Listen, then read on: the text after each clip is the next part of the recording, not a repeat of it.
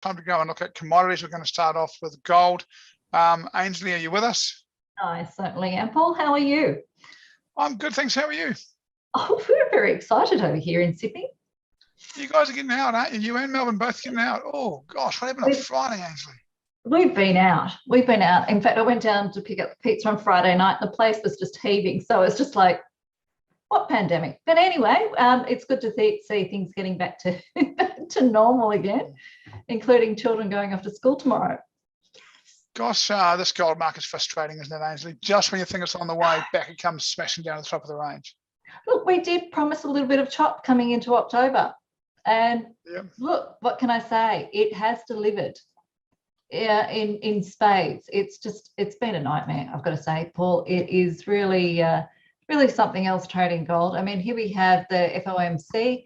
You can see my 4-hourly chart. We thought that we've got some more talk about inflation, and there were a bit of the jitters, and you've got to say, bit of the jitters. Up she flew, and then it just that was Thursday. Then Friday we have really good US retail prices coming out, and it got very nervous, and Treasury yields decided that they'd bounce back from this information, and it just came straight back down again. Now, you could be very cynical and say, but at least we ended up north of where we started at the beginning of the week, like 0.5%, which is just, but this is really, it's very disappointing to trade, let me tell you. I've got to say, when you look at it on the daily, yes, you could have said very easily, we've just gone straight into the 200 simple moving average, which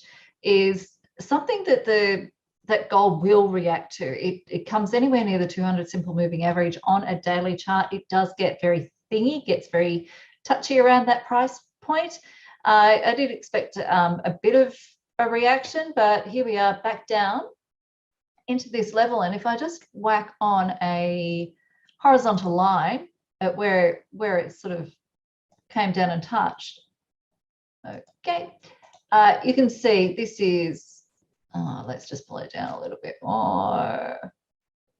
It's just one of those areas that it over the last, from the last 6 months since we had that sell-off, it just keeps coming back. It just goes up, doesn't go any higher than 1830, goes down, then comes back into this middle area.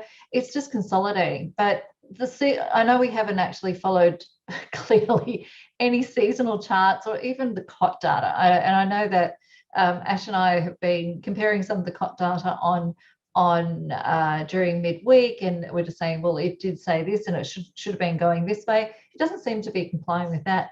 Having said that, the seasonals for the next 6 weeks is for chop, and chop we have done. So at the moment, gold is not giving me any warm fuzzies at all going forward at the moment. I've got to say, I'm just going to sit and wait and see where we're going to end up by the end of November.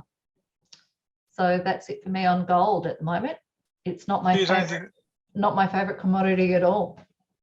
That is just part of being a trader, isn't it? Sometimes you just got to wait for the good opportunity. And let's be honest, that December, January, February, March seasonal on gold, no election year this year. Hopefully it'll swing back in and take us back to what we're used to. Fingers crossed.